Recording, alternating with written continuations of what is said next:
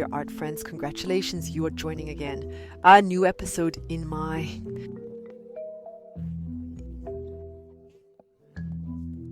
art podcast. Today I am speaking with art historian Laura Heck. Of course, as always, we will learn personal details about her, from her and about her.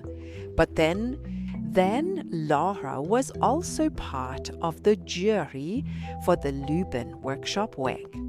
And in this role, she helped decide which artists will be participating this year in the 17th Workshop Week Lübben. And in that context, Laura will tell us what the whole process at the Workshop Week Lübben is actually like. And she will introduce us to which artists the yes pleased. And of course, she also tells us a few side information. The real depth you have to experience live on site at the Workshop Week Lübben in Lübben from June 27th to July 7th, 2025. And it should be mentioned here, I will also be there, as I will be recording live podcasts with the artists. So come there. You can meet the artists, many other very, very exciting personalities. But more on that in another episode. And now, enjoy my conversations with Laura Heck. How does the art scene tick? Everything we always wanted to know about art. A podcast by and with Petra Lawson. Hello, Laura Heck. Hello, Petra Lawson. I greet you. A warm welcome to my podcast. Thank you for allowing me to be here. Very, very nice.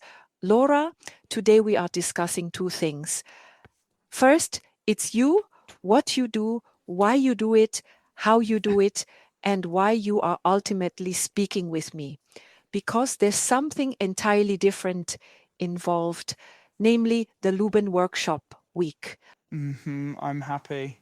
Your start was in 2007 with a degree in art history and general and comparative literature studies in Mainz and Bologna. What is comparative literature, Laura? So at that time in 2007, I completed my degree. Back then, it was still a magistra or magister male form. And comparative literature is, the subject is called general and comparative literature, but the comparative part is often referred to as comparative studies. I wanted not focus or limit myself to a specific language area. That means if you study English, then it is clear it primarily involves the English language and English literature. The same with the German language and German literature if you study German studies.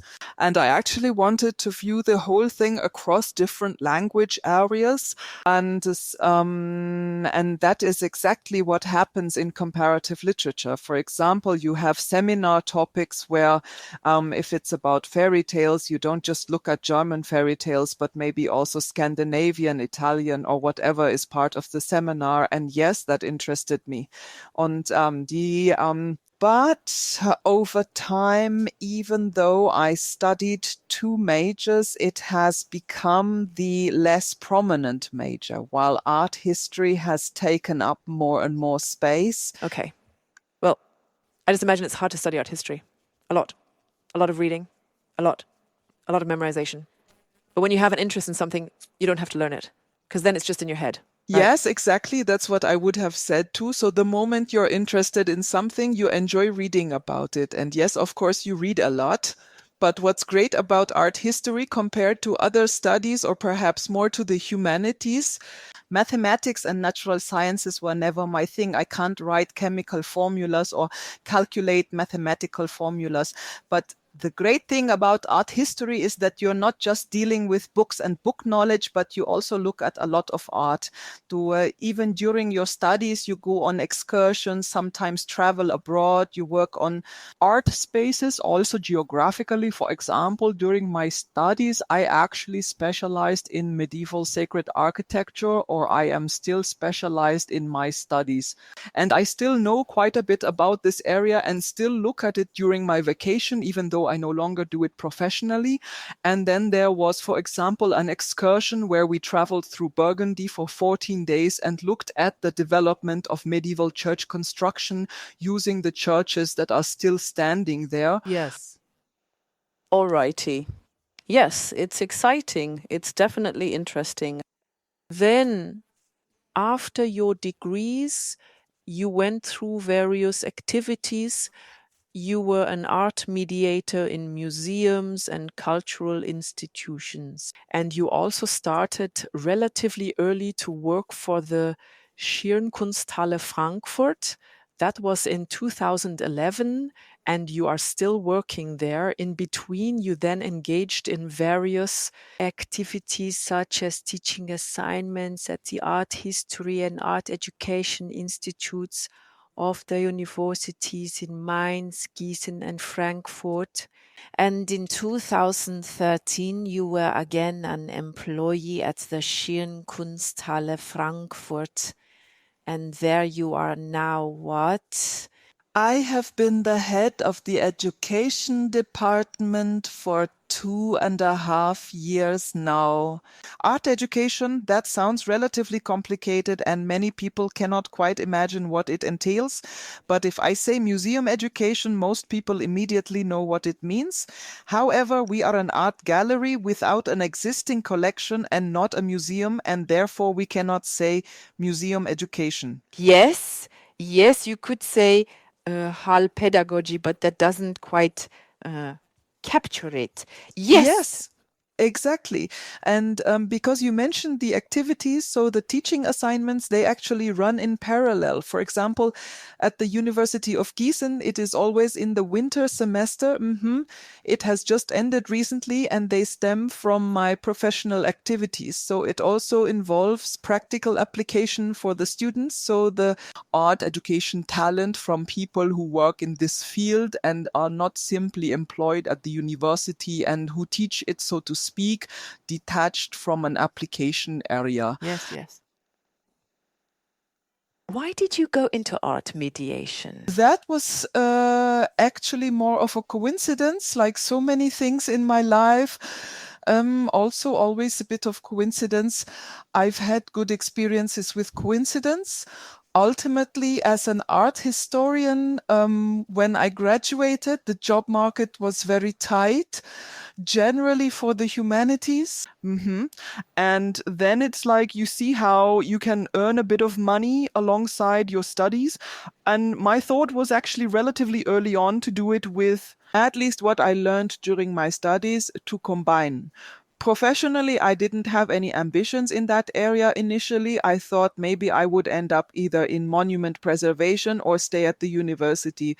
And during my studies, I already gave tours in various museums that wasn't always just connected to art. For example, I conducted tours at the Gutenberg Museum about the history of book printing and discussed a bit about the differences between medieval manuscripts and then the development towards printed works. Book, or I worked at the Stadel Museum as a freelance art educator in various formats. I was a tour guide taking entire groups of visitors by bus or plane to Italy and England, where after to look at the art with the people for the travel themed subject. It was simply an activity that combined various things for me. One was, of course, earning money, and the other was also, it showed me that I can learn to deal with the audience and challenges, especially as a tour guide. You are the only contact person, even if the trip is organized by the company. For that one becomes active, actually organized. But that is initially abstract for the fellow travelers. One is the person responsible both for the content delivery and for organization. So it was my task to be at the ferry on time with the tour bus and to take the booked crossing. Such things coincide with content delivery. And then it was also attractive for me. I can engage with art and artistic content. And as a tour guide, I can also travel, which I would have to pay for if I were doing it alone. And here I get paid for it. Yes, exactly. The problem was solved really well. Yes, and now let's switch over. What of everything we've learned about you has made you particularly suited to work for the Craft Workshop Week Leuben? And when we talk about this work, what exactly do you do for them? So I was asked by the organizing team of the workshop week if I would like to be a jury member for selecting the participants for the workshop week taking place this summer. And I was surprised that they considered me because usually institutions are familiar with curators. That is not my role. Instead, I am just an art mediator. And then I found it challenging, but totally exciting. Yes, because it's also clear that artists from all over the world can apply there. And I am part of those who will make the selection for those who will actually travel to Leuben in the summer for a week, create artworks there, install them in Leuben, meet the audience there, and accordingly, yes, to act within an artistic context with the entire surroundings. Exactly. That is a really great task, isn't it? Yes, that's great. Yes, I think so too. So it's virtually a one-time commitment. They find themselves a new team every 2 years. So the workshop week Leuben takes place every 2 years. Yes, since 1991. And then they find a new team again in 2 years, probably to incorporate many, many different aspects, right? Yes, that's how I understood it too. Well, I actually haven't delved deeper into the workshop week in the past. That's why I don't know if it's always been based on the same principle from the beginning or not, or if this is now a complete innovation regarding the jury. But I understand it in such a way that next time I will not be part of the jury, but that new people will then be approached, who will then make the selection from different perspectives. Exactly. Just briefly as background, the workshop week was founded in 1991 with the aim is to promote understanding between people in the old and new federal states. In the meantime, the Art Symposium has become a permanent cultural institution that offers creatives from all over the world the opportunity to meet and exchange ideas. And by now, there are also 120 artists from the 25 countries who have met in Leuben since 91, worked there, and indeed, every 2 years attract hundreds of art enthusiasts. And this year, it will be the 17th workshop week, planned from the 27th of June to the 7th of July. Well, we've already discussed your tasks here. Now, of course, I'm going to just grill you a bit. I'm a curious person, and that's why I'm quite well suited for this podcast or podcasts in general. And how did the process go exactly? How do you reach out to the artists? So, how did you get the artists this year? I can still imagine back in 91 at the start, there wasn't much information available for the artists.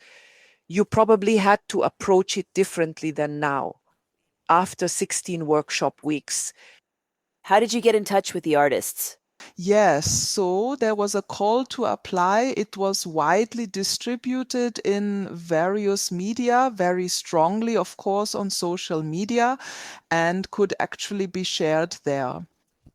I myself also shared it because I felt it was part of my responsibility.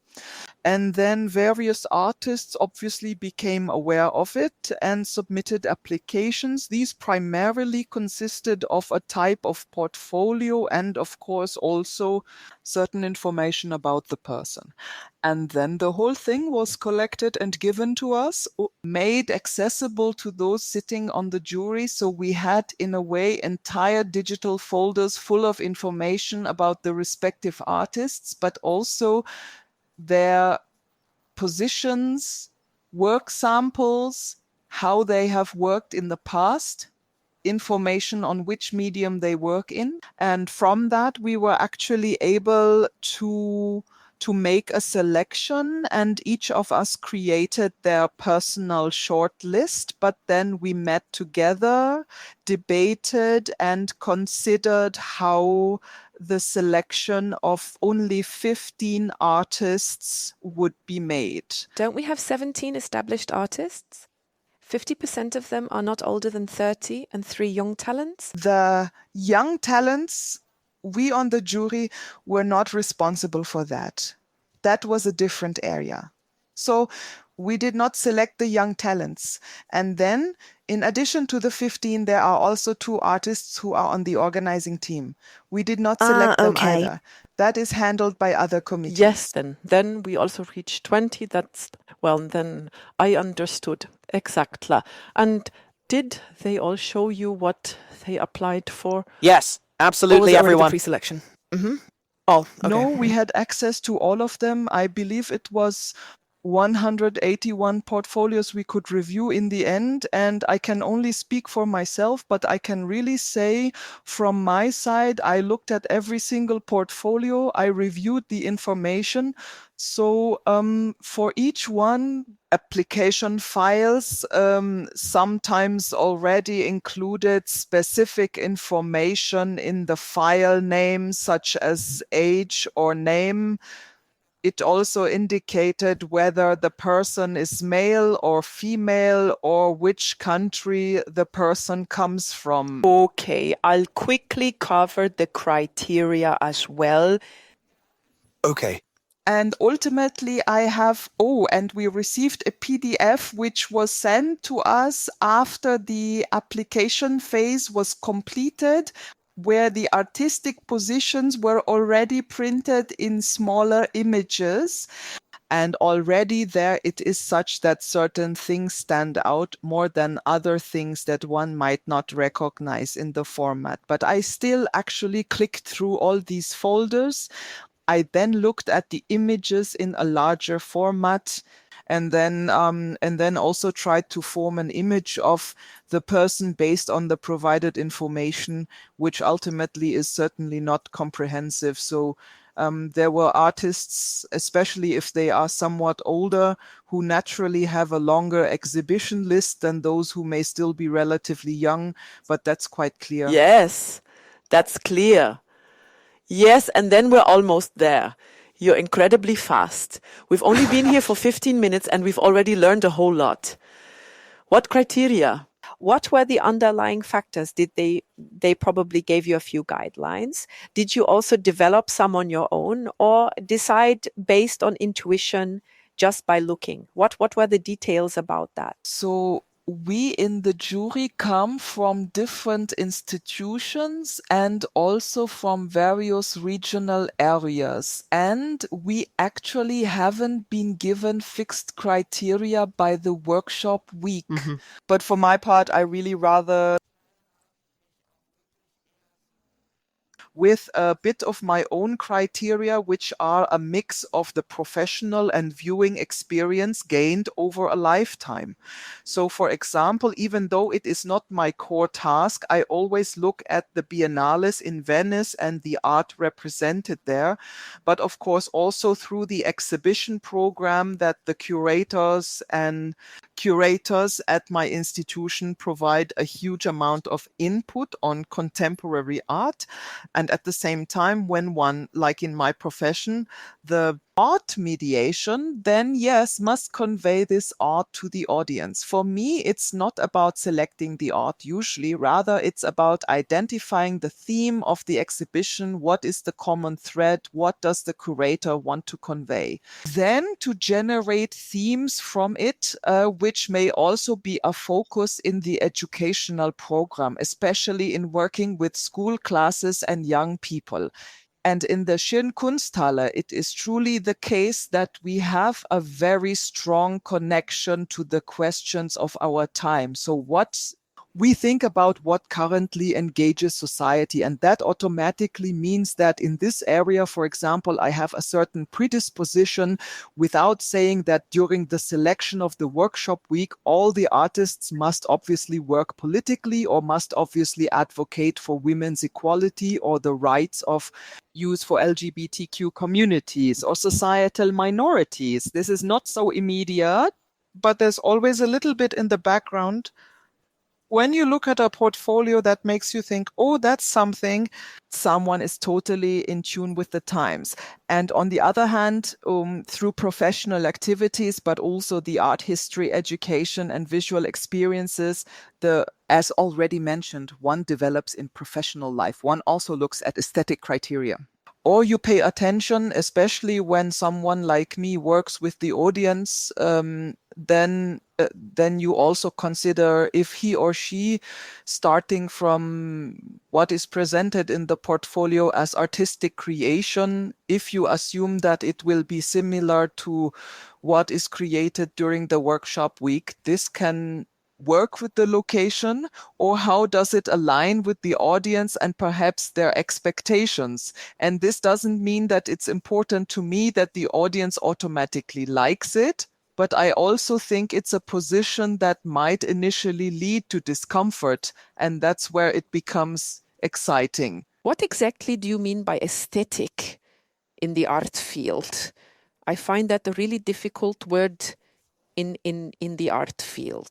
That is actually incredibly difficult, and it also depends on viewing experience.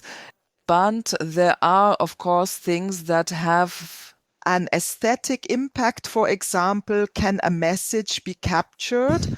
Or is the formal language or choice of colors that the artist uses unusual? Or is the medium in which the individuals work particularly interesting or sophisticated or applied with high technical quality? For example, there is an artistic position by Badedufua. I hope I am pronouncing the name correctly. He is from Nigeria and he works photographically in black and white photography. And these photographs, at first glance, had something incredibly appealing to me because on one hand, they were very clear. They were substantial, but still not revealing everything immediately. So there's a certain mysterious indefiniteness contained in the photographs, and yet one immediately saw that they were executed at the highest technical level. And then it automatically catches the eye, even if one doesn't actively have these thoughts, which I might have just articulated. So in that moment, I don't sit there and articulate it exactly like that, but I see it, and then it's a bit like a light bulb goes off in my head. Yes, I know exactly what you mean. You just know this is something special, and thus is good. And then you have to think about why it is. Exactly. Or also an artist, Athena Damaris, also here, maybe it is Athena Damaris, but she comes from Great Britain, and therefore I also hope here that I am pronouncing the name correctly. So this is something we have actually had, little contact about so far. Right? We'll learn that later. Exactly. And when we meet the artists, for example, she works with both digital print and sculpture. And the sculptures, they are unusual. So they captivate the gaze with interest because at first you can't quite categorize them. You don't know if it's something organic, something extraterrestrial, or something that might want to express something about our present. So this enigmatic element, I personally always find important, because in the moment where visitors, regardless of whether they have an artistic or art historical background, just look at a work, see it in 2 seconds and think, aha, that's it, without having to think further about it, then I actually find that a bit regrettable and a bit of wasted potential, because art has different tasks or also different possibilities. One is that through art, one learns something about oneself and also about society. And the other is that art brings people together and initiates conversations and exchanges.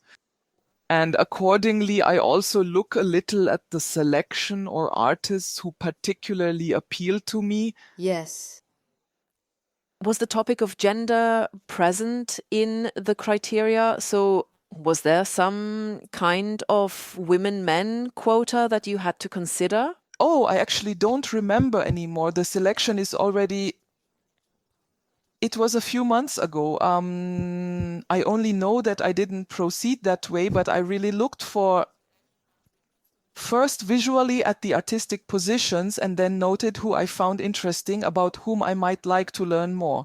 And in some cases, it was obvious based on the photographs that were submitted of the works. For example, with Fritz Faust, there the artist was somehow depicted, and then, okay, that's a male artist, but I didn't sit down and make a tally or anything. How many men do we have? How many women do we have? In the end, it turned out that we have more women than men, which I personally find good. From my personal, also partly feminist perspective. That was not my stated goal. Yes. How many of you were on the jury? In a group of 3. In a group of 3. It's also good that it's not a round number. And Yes. then everyone made their suggestions. How many suggestions did each person make? Because it probably doesn't work if each makes 20. No, you made 15 in this case. Yes, exactly. In the end, 15 came out of it, but we had several rounds, and initially the number of those proposed was larger, and a sort of ranking was performed using a point system. And through that, so we submitted these proposals according to this ranking on the deadline, and from that, the first smaller selection was formed from these originally 181. The ones that I believe there were, or 180, and then in a second evaluation round, a ranking was created again, but by then a certain pre-selection had already been made. That means one no longer looked at the 180, but only at by the pre-selection determined. I do not know how many there were in total, but those were then reviewed, and a sort of ranking was also given there. And that was the point or the result that we discussed again in a meeting, virtually, of course, but still we all got together. Then we also talked again about, debated a bit, although now that sounds like there were many discussions or disagreements. That was not the case at all, but we could understand a lot. And we were actually very pleased with the selection that emerged, because it showed a certain diversity. And this diversity, which I find really great about the result, is also representative of current international art creation. Does the workshop week have a motto this year? And if so, what is it called? To my knowledge, there is no motto. Instead, it is actually the titles Workshop Week Lüben 2025. And the selection we actually made in our 3-member jury was for the category of the so-called established artists, meaning that they stand out from the young artists or young talents. But even our selection is actually overall quite a young one. So the majority, the selected participants, are younger than 35 years. Yes, okay. I assume you then also didn't have a quota for They must be painters, they must be sculptors, it must be representational, it must be abstract, and so on. So you just said you actually had no restrictions. Or, yes, there can be restrictions, but maybe it's also somehow ensuring a variety. You were completely free, and there was trust in you that you would find the right thing. And yes, that is also a compliment. Exactly, that is definitely how I perceived it. Personally, for myself, of course, yeah, after my first visual impression and from the notes I made, I then looked at the results again with that in mind. Now, just for my selection, are different techniques represented? Are there different continents perhaps or different nations represented? So I believe if the result had been that all my first preliminary selections were from Germany, I would have actively counteracted that. But that wasn't the case. Instead, from the start, for me, also a very, very wide mix of nationalities and indeed regarding gender association or these different media. So that shows the final selection now as well. There is painting, sculpture, performance, photography, drawing, or partially mixed forms that even extend into architecture, where graphics also play a role. Okay. Which nations are the artists from this year?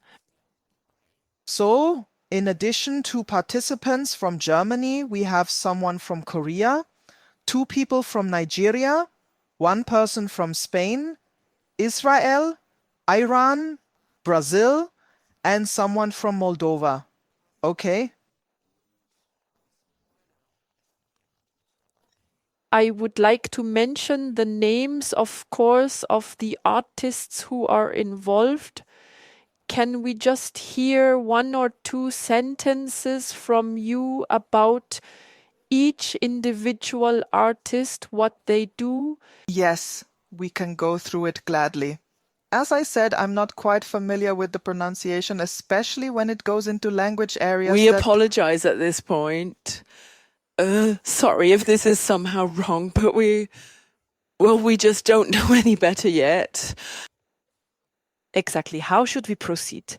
So I'll just mention the names, to keep it a conversation. And then you say if it's also a one more question before we continue. The names we all mention now, they are in the final round. Yes.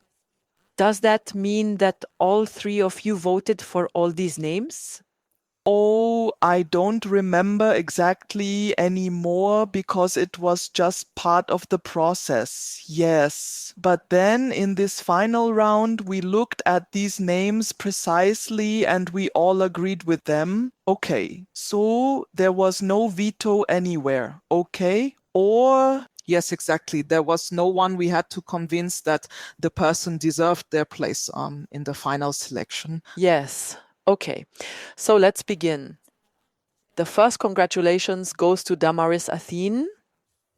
As mentioned, we apologize at this point for any mispronunciation if it is indeed incorrect. Yes, but are we going alphabetically or is the selection yours?